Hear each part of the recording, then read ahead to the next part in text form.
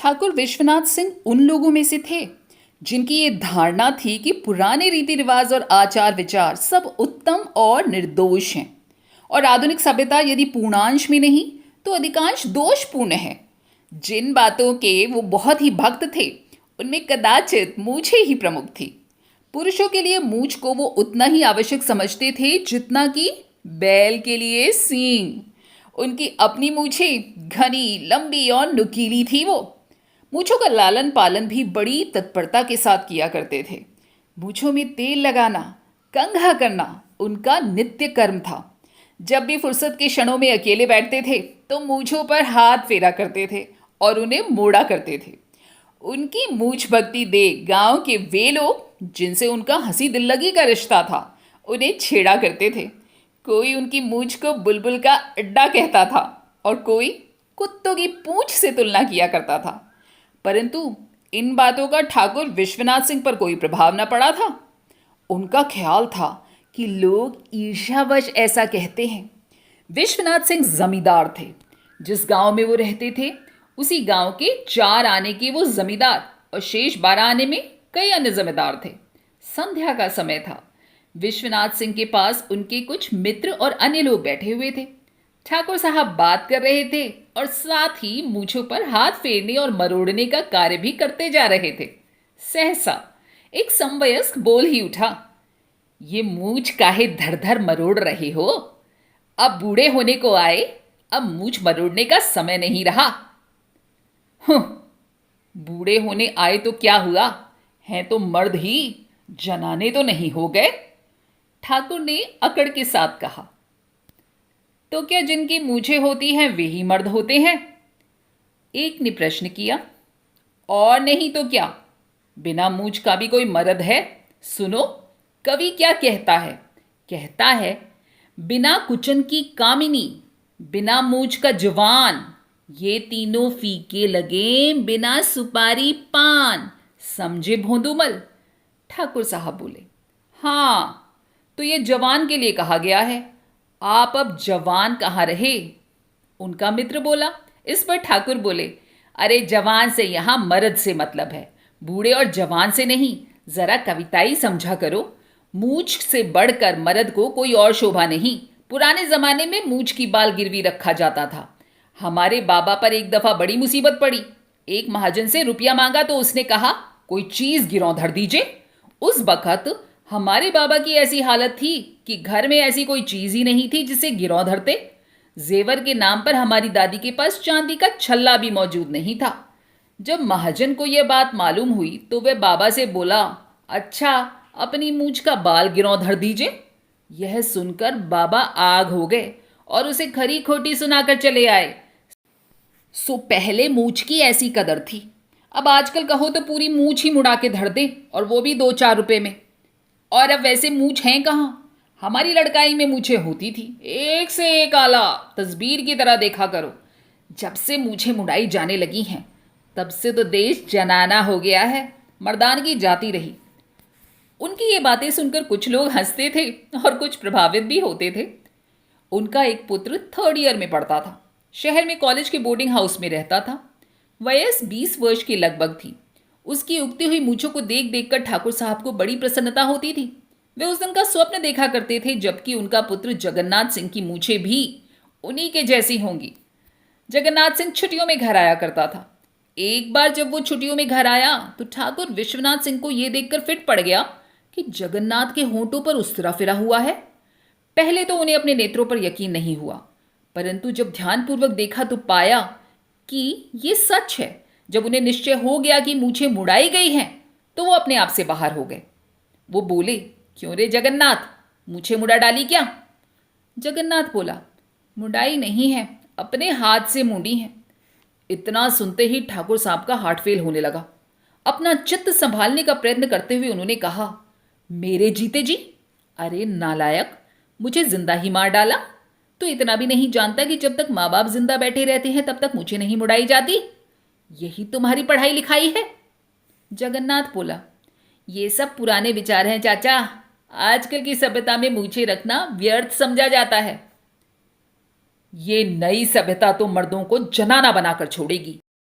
और तो कुछ रहा नहीं, एक मूंछों की लाज बाकी थी, सो उसे भी तुम्हारे जैसे कुल कलंक खत्म किए दे रहे हैं। जगन्नाथ ने अपने पिता को समझाने का बहुत प्रयत्न किया, पर उसके समझाने ने आग में घी का काम कर दिया। और देखो, ये लौंडा उल्टे मुझी को उल्लू बना रहा है, आया बड़ा मुझे समझाने। ठाकुर साहब ने इस घटना को इतना महत्व दिया कि उस दिन भोजन भी नहीं किया। जिन लोगों ने भी सुना वे समझाने आए कि आजकल तो सभी मुझे मुंडाने लगे हैं, लड़के ने मुंडा डाली तो कौन सा बड़ा अपराध कर दिया। उनको भी ठाकुर साहब ने फटकारा, बोले बाप माँ जिंदा और लड़का मुझे मुंडाए घूमे, ऐसा अंधेर भी कभी नहीं सुना। अरे मर्दानगी और शोभा गई चूल्हे भाड़ में। इस बात का तो विचार किया होता कि मेरे माँ बाप जिंदा बैठे हैं। लोगों ने जगन्नाथ से पूछा, मुझे क्यों मूंडने लगे भाई? अपने बाप का स्वभाव जानबूझकर भी ऐसी गलती क्यों कर दी? जगन्नाथ बोला, कॉलेज के हमारे साथी चिढ़ाते थे। एक दिन बाजार गए तो हमारे एक साथी ने उस्तरा लिया। छोटे से खूबसूरत बक्से में चमचमाता हुआ देखकर हमारा भी जी ललचा उठा, इसलिए मैंने भी एक सेट खरीद लिया। जब खरीद ही लिया तो उसका व्यवहार भी तो आवश्यक हो गया ना, इसलिए मैंने भी मूछें मढ़ा ली। एक वृद्ध सज्जन बोले, यही तो बड़ी बुरी बात हुई है, उसरे दुकान दुकान पर बिकने लगे हैं। इससे और ज्यादा खराबी हो गई है आजकल के बच्चों में। अरे उस्तरे तो पहले भी बिकते थे, आकाश से थोड़े ही बरसते थे, एक अन्य व्यक्ति बोला। गधे हो, पहले ऐसे उस्तरे थोड़े ही बिकते थे कि अपने हाथ से बना लो। अब तो विलायत वालों ने ऐसे उस्तरे चला दिए हैं कि एक बच्चा भी अपने आप बना ले। यही तो सारी खराबी की जड़ है, यही मुसीबत की जड़ हो गई है। ठाकुर विश्वनाथ ने ऐसा हो हल्ला मचाया कि जगन्नाथ सिंह तौबा बोल गया और उसने निश्चय किया कि पिता के जीवन काल में वो अपनी मूछें कभी नहीं मूंडेगा। ठाकुर विश्वनाथ सिंह और उनके गांव के अन्य जमींदारों में चलती ही रहती थी। एक दिन उनके एक काश्तकार ने आकर शिकायत की, ठाकुर हमारे खेत की मेड़ के पास एक शीशम का पेड़ है, उसे बलभद्र सिंह और हनुमान सिंह कटा रहे हैं। क्यों? ठाकुर ने पूछा। जबरदस्ती और क्यों? काश्तकार बोला। जगह जमीन आपकी है, वो कटाने वाले कौन हैं? ठीक बात है, क्या अभी काट रहे हैं? ठाकुर ने पूछा। हाँ, उनके आदमी कुल्हाड़ी लेकर आ गए हैं, काश्तकार बोला। ये सुनकर ठाकुर विश्वनाथ सिंह अपने कुछ आदमियों को लेकर चल निकले। शीशम के पेड़ के पास पहुंचने पर उन्होंने देखा कि पेड़ पर दमादम कुल्हाड़ी चल रही है और पास ही जमींदार हनुमान सिंह खड़े हुए हैं। यह देखकर विश्वनाथ बोले, बस खबरदार, अब कुल्हाड़ी न चले, नहीं तो अच्छा नहीं होगा। क्यों न चले कुल्हाड़ी? हनुमान सिंह ने अकड़ के साथ पूछा। पेड़ हमारी जगह में है, ठाकुर विश्वनाथ सिंह बोले। कुछ घास तो नहीं खा गए हो? ये तुम्हारी जगह है, तुम्हारी जगह वहां खत्म हो जाती है। इस पर कहा सुनी होने लगी। हनुमान सिंह बोले, तो खैर आप ही की जगह सही, आपको जो करना है सो कर लीजिए, हम तो पेड़ कटवाएंगे। विश्वनाथ सिंह बोले, पेड़ कटवाना कोई दुर्लगी नहीं है, लाशें गिर जाएंगी। अरे जाओ ठाकुर, बहुत बल्फो नहीं, नहीं तो ये गिलहरी की पूंछ जैसी मूछें उखड़वा ली जाएंगी। मेरा नाम हनुमान सिंह है। इतना सुनते ही विश्वनाथ सिंह आग हो गए। अपने आदमियों से बोले, मारो उस सालों को। उनके साथ के आदमियों में से एक प्रमुख व्यक्ति बोला, ठाकुर पहले ये निश्चय तो कर लो कि जगह तुम्हारी है, ऐसे फौजदारी करने से तो कोई नतीजा नहीं। तब तक तो पेड़ कट जाएगा, विश्वनाथ ने कहा। अरे कट जाने दो ठाकुर, अदालत से पेड़ के दाम मिलेंगे, हर्जाना भी मिलेगा।